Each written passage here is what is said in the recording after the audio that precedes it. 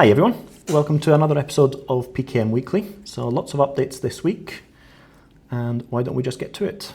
So Capacities, what they've done is released number 45. So this was released beginning of January with lots of updates, so offline and sync state. So this is something that they've been working on for the past few months. So still not every single thing works offline, but most of it does. I've never had any issues with it. But just as a reminder, offline does not mean local first. So all it's doing is it's creating a copy of your notes on your system so that it's ready and available offline, but it will still sync with the Capacities server once you get back online, and basically just keep your notes in sync from that point of view. So it's not like an Obsidian where your notes are fully offline and local.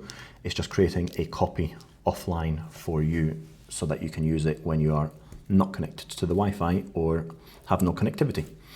As I say, I've never had any issues with it. A few things, there've been a few niggling things to begin with that I've seen in the Discord of things not downloading or of it not downloading the full thing, but it's certainly getting there. Media settings, so there's a few updates with the media views and things, and unlinked mentions. So this is available now for Capacities Pro, and it's been in testing, so it's something that I've been testing out, and it works very well. So basically, it just, if you have a note with, let's say, Capacities in it, it will search your database for the whole word Capacities and show a list of unlinked mentions in that Capacities note, just like any other unlinked mentions in other programs that you've seen before.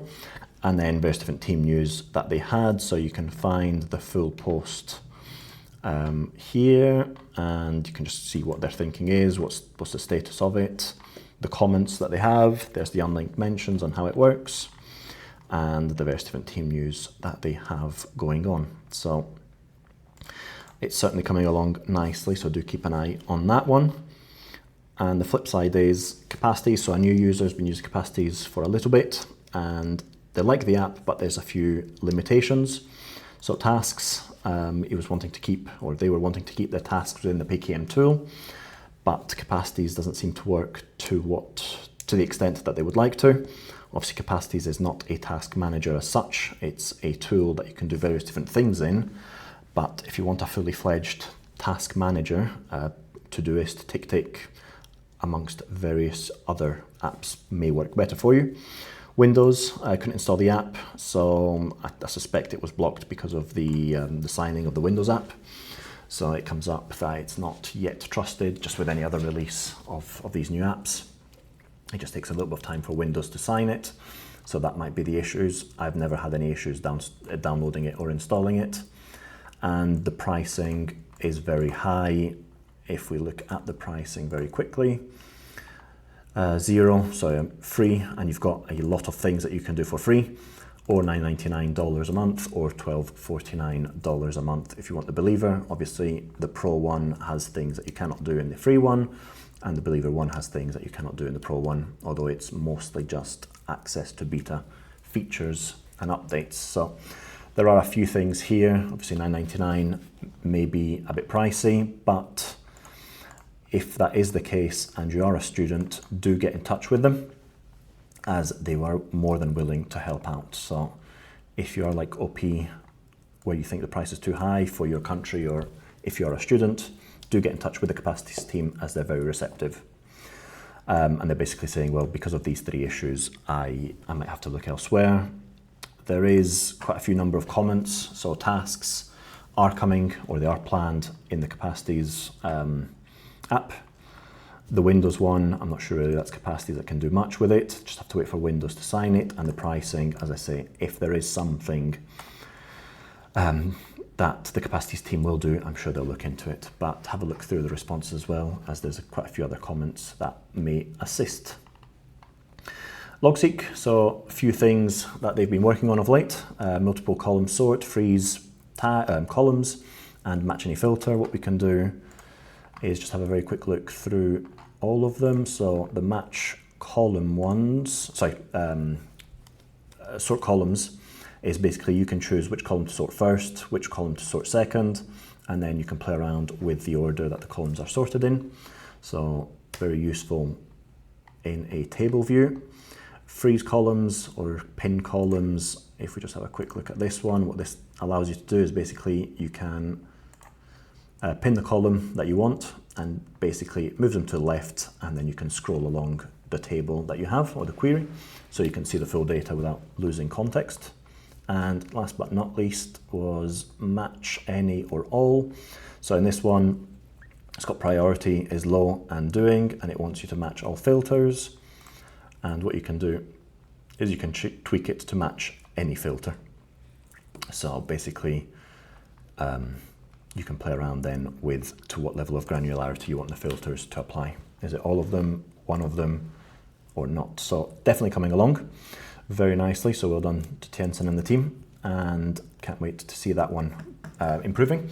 So they're just getting it on par with the MD version and adding new functionality, given that now the database will allow more robust data views and data handling. Unfortunately though, they were hoping to get the first DB version of the desktop app released mid-January. That's not happening, and now with the lunar holidays and the team taking some time off, it's going to be maybe February, mid-February time that the app, a first version of the app is released. So do keep an eye out on it. And also if you want a bit of a more of a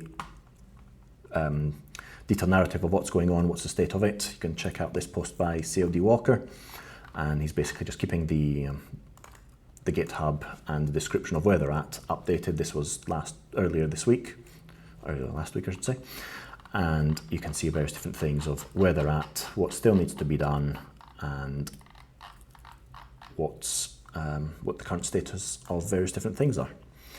So do check that out.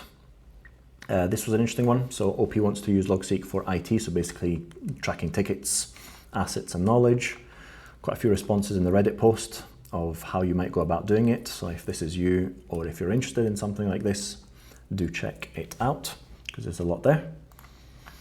And Daniel, Dr. Daniel, he gave us a great tip with pasting into Logseq. So basically what they did, or what they saw was, this is the text that they wanted to copy into Logseq. And if you paste it naturally or normally, this is how it will look. So basically you can see it's lost a link, it's lost the bolding, it's lost the formatting, etc. So it's just pasted the text. What you can do with the Paste More plugin, which is available through the Logseq app, is paste it and it will copy the links, it will copy the formatting. So it will look a bit more in the sense that of the text that you've copied. So if you are using Logseq and you want to paste a lot of information from the web, do check this Paste More plugin out. And thank you, Daniel, for posting this. It's very useful. I'm hoping though it's going to be part of Logseq Core, so you don't have to then have a plugin. If you copy text like this and you do Control V, it will paste it as the bottom image. And if you do Control Shift V, it will paste just the text. So hopefully that's something that devs can implement in due course. Tana, they've got 2 asks from the community. So Olaf posted in the Slack that they are launching on Product Hunt soon. So I guess that means that it's no longer going to be a invite only or a, let's say, a gated product. It's going to be available for everyone, and I'm hoping that, or I'm guessing that once it's released on Product Hunt, anyone will be able to sign up and use the app. And if you haven't already got a Product Hunt account, now's the time to create one, so that basically when Tana's released and posted on Product Hunt, you can like it, comment on it, and it basically just increases visibility across the board. And if you're a user of Hacker News and you have had posts go viral, or you know how it works, or how to get it to go viral, get in touch with Olav from the Slack channel, as they're very interested in learning more. So you can see that if you follow the link there, you'll get here, and how to get in touch with Olav, just click on his name and just chat with him. So do check it out, or do get in touch with him if you know about Hacker News and how to go viral on it. And so whilst we're here, a couple of new ambassadors and navigators. So new navigators, 4 of them, so well done, and welcome to the Tana navigating team. And ambassadors as well, 5 of them, so including Dario, so well done Dario, of basically ambassadors for the Tana product. So looking forward to seeing content from them. Updates, so there's a few updates that they posted last week, mostly around commands, and what we can do is we can just quickly check it out from the X post. Let's pause bracket for a second. So basically command menus makes it sleeker. You can now have Claude or Anthropic AI within Tana, and so updates and basically tidying up the commands, the whole commands thing. And another one was the power up of your super tags. You can hide them, you can tweak them, basically just making your page a lot more focus mode, if you will, without having buttons everywhere. But you can now tweak them and hide them so that they only appear in certain instances, or they only appear when you click certain things, rather than having a barrage of buttons and commands at the top of your page. So check that out. Tana and Heptabase. So Paco and Tom have a couple of updates for us. So Paco, he spent years testing both Heptabase and Tana, and basically he's posted a thread in X. A bit annoying that has to load every time, but here you go. So you can find it here and just basically read through his thinking of why he uses Tana, why he uses Heptabase, the benefits of each one, and how they can implement, or how they can improve with each other, and how they can commingle in a certain space. So do check that one out. And if you want a more detailed write-up, you can check out his Medium post. It is members only, but it is very detailed and goes into what he thinks and why. Or if you want a more visual one, you've got Tom. They posted a video, basically which one to use of Heptabase and Tana, and is he shifting more towards Heptabase and dropping Tana? And in the video, he gives his thinking, why, and reasoning. So do check that one out. Obsidian 1.8.2 has been released. This is only for insiders, so lots of updates, as with any Obsidian release. And in fact, this is only a handful of the updates. So you can see the full list here, what's been improved, what's been fixed, what's no longer broken. So do check that one out. Let me close a few things. Gems of 2024. So the Obsidian ran the competition of Gems of 2024 with various different categories, new plugins, themes, existing plugins, tools, content, etc. So you can find the winners here, as well as a link to their plugin. So if it's something that you've missed, or you have, or you want to try a different plugin, do check these out. But also do have a look at the full list that's posted on the Obsidian website, because it mentions the category, new plugin, the winner, and various different runners-up. So if you're not a big fan of the winner, but are interested in seeing who the runner-up was, do have a look through this. There is a number of plugins on this page, so I'm sure if you're struggling with something to do for a Sunday afternoon, do have a look at these plugins, as there's plenty there. Tiago Forte, he's writing a new book, it seems, and he posted on X a viewpoint of how he's going about it. So let's just check this one, which the image is a bit clearer. And what it basically shows is everything is funneling to Obsidian. So basically course, through Circle, things, his tasks, Evernote, Kindle, Readwise, and Reader. That's all funneling to Obsidian, basically as an aggregator of content. And then from Obsidian, I guess he's reviewing it and then extracting what he wants to make a content for his upcoming book.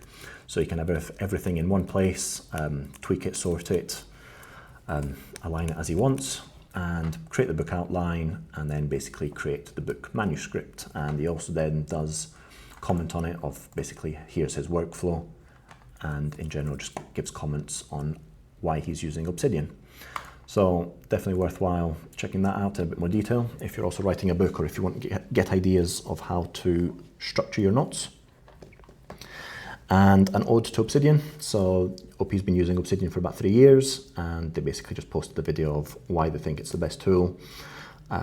But it also does include various different things within the video that might help you with your own note-taking app. My takeaway was, stick to one app and you will gain the benefits of it. So rather than keep jumping up and down and swapping with the shiny new tool syndrome, stick to one, and that's when the benefits will start to be extracted from the tool that you're using. As they say, it's what you put in and get out, rather than just to keep swapping of different note-taking apps. AppFlowy, they've done version 8.2 and various different fixes, custom database view, enable multiple AI messages, pasting links support, and various different other fixes that they've done. So it's coming along nicely. Orca Note released version 0.29, so improvements to the UI, improvements to the block editing, blank screen improvements, and also a placeholder, it seems, for AI capabilities. So for now, it will only do like a continue writing, basically finishing the sentence type thing. But hopefully there will be more features added in soon. Image generation, chatting with your notes, chatting with the model. Who knows what Sethuan's got planned for that, but looking forward to it. And also what you can see is which version, which AI model you want to use. Just bring in your API key and off you go. So looking forward to seeing how this one is going to work and the features that Sethuan's going to add in the future. Constella, they've basically an AI app. They've basically just created an app which works as a phone call. So you can call your Constella notes and you can chat with your notes, take notes from the phone, and basically have it just like a personal assistant, if you will. Very good, very useful. The only downfall is that you cannot actually access the desktop app yet.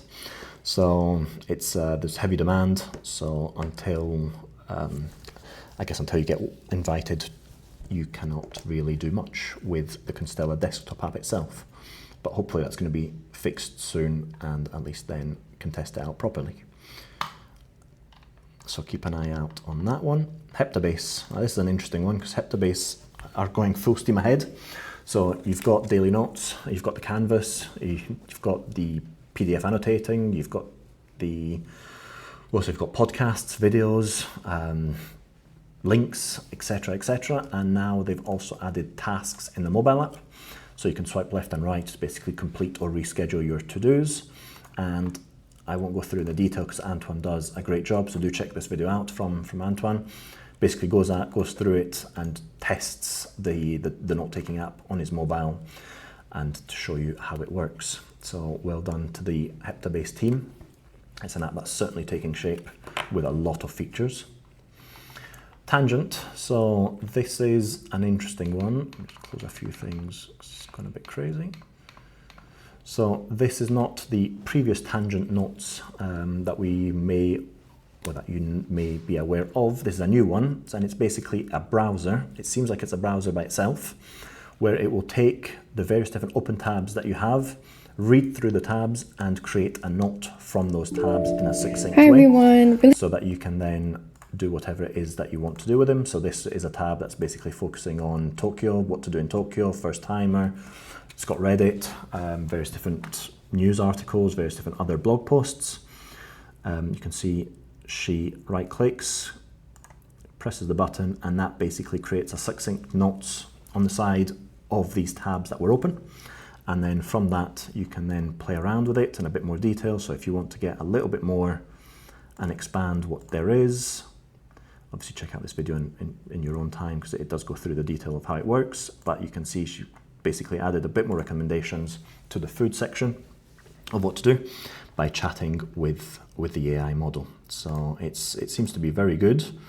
You can also do it the same with PDFs, etc. So the only problem is that this was the only place I could find it being mentioned, so no real idea of how it works, when it's going to be released, pricing, etc. It's only from Emily's Twitter page where she posted it, so lots of interest in it. So it'd be nice to get a little bit more information of timeline, cost, etc. and capabilities of how it's going to work in reality. So it's definitely worthwhile keeping an eye out on it. And if you do have any information about it, please do let me know because I'm very interested in learning more about this Tangent app. Noteey, so this one is version 1.15 has been released, so lots of updates. That's been released early Jan with various different quality of life improvements and bug fixes, and you can find a video that basically goes through each of the updates, how they work, how they do it, And Noteey is an interesting one because it's very similar to Heptabase in the sense that it's got the daily notes, it's got the calendar for your daily notes, it's got a project canvas view type thing, which we can just load up quickly. So very similar to Heptabase. It's got the cards view, it's got the canvas view, you've got the arrows, you've got etc, various different things. It's got a library of your cards, and also what it has is PDF annotation.